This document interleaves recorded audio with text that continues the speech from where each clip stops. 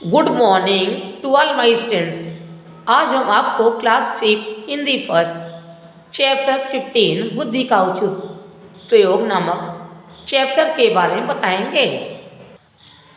इस चैप्टर में बुद्धि के सही उपयोग द्वारा स्वास्थ्य व सुंदरता बनाए रखने की बात कही गई है।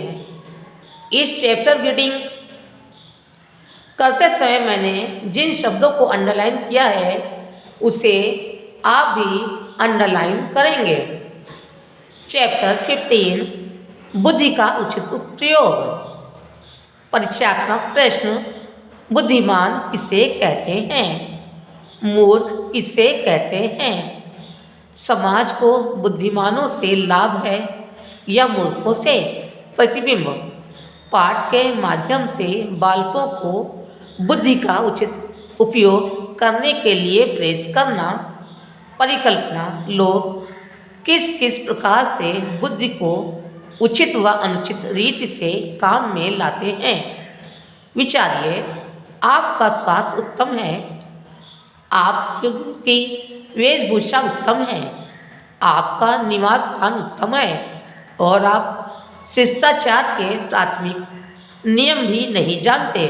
आपको कोई भी मूर्ख बनाकर चला जाता है। आपको देश दुनिया समाज की सामान्य जानकारी भी नहीं है। ऐसे में आपके उत्तम निवास, उत्तम स्वास्थ्य व उत्तम पोशाक कितने सार्थक होंगे? आपके पास साधारण वस्त्र हो, सामान्य स्वास्थ्य हो, साधारण निवास स्थान हो, परंतु आप शिष्टाचार के नियमों का निर्वाह करने में व्यवहारिक हो, देश दुनिया समाज के विषय में आपकी जानकारी उत्तम हो, आपको कोई मूर्ख न बना सकता हो। उल्टे आपकी बातों से अन्य लोगों की जानकारी बढ़ती हो। ऐसे में आपका सामान्य स्वास्थ्य, साधारण वस्त्र व निवास स्थान भी आपकी मेधा को विकसित करने से रोक नहीं सकते। अच्छे आपका लोहा मानेंगे। वस्तुतः बुद्धि ही तो व्यक्ति का आभूषण है।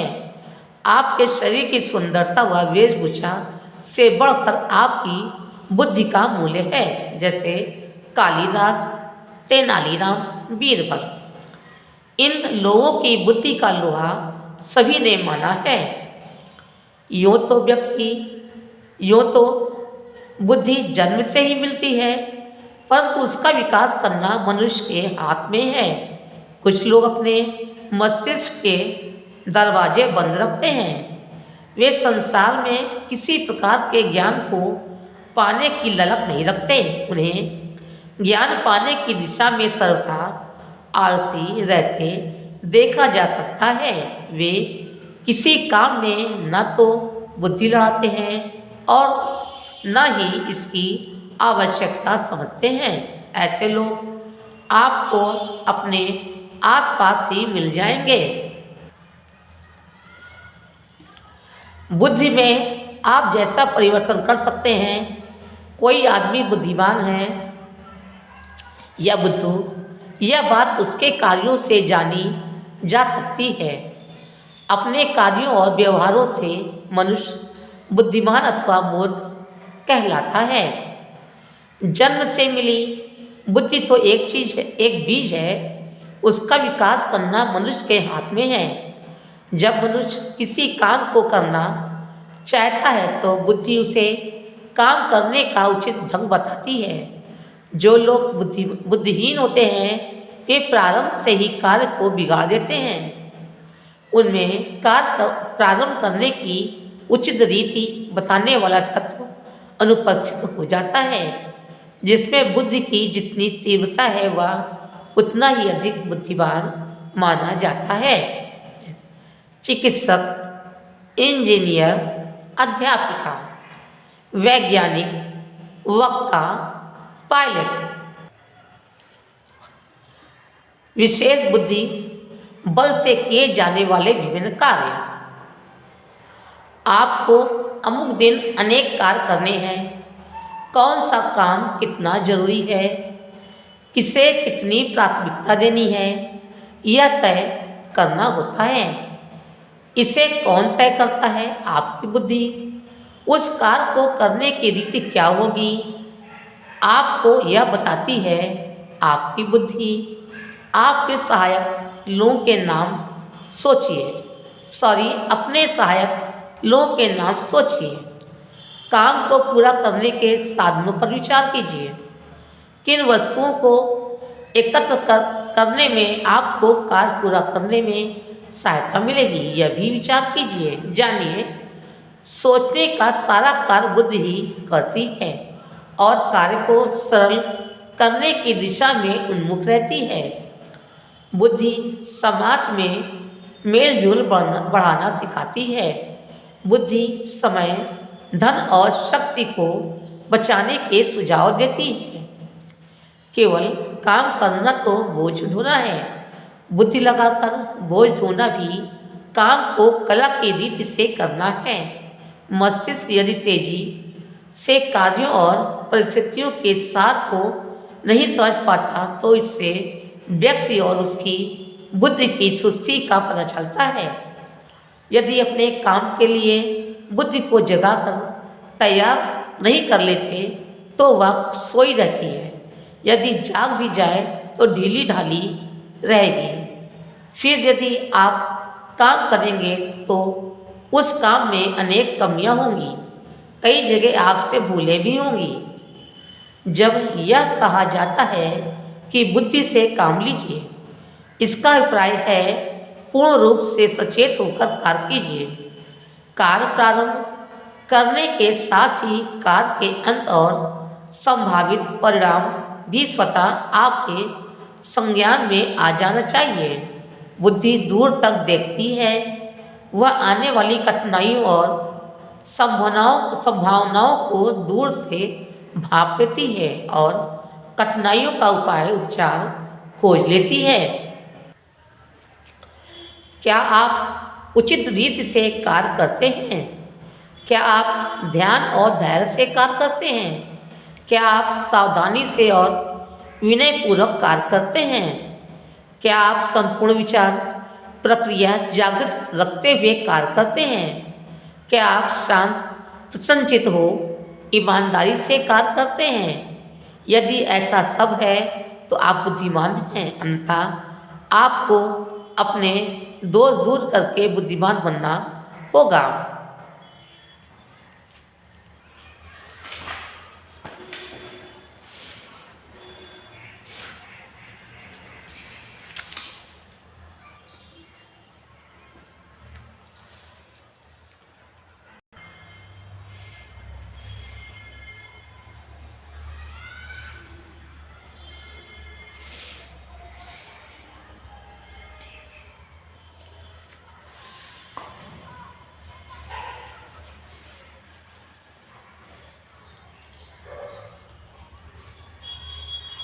है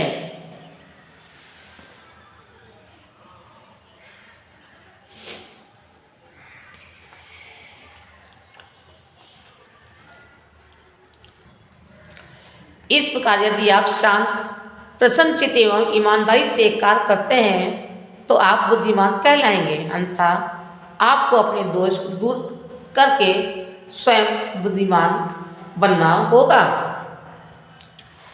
इस चैप्टर का शब्दार्थ आप अपनी नोटबुक में लिखेंगे। आइए अब हम अभ्यास कार्य करते हैं। का सही विकल्प के आगे सही लगाइए। पहला, यूँ तो बुद्धि जन्म से मिलती है परंतु उसका विकास करना माता पिता का कार्य है, व मनुष्य के अपने हाथ में है, आवश्यक नहीं होता, मनुष्य के अपने हाथ में है, यह सही है।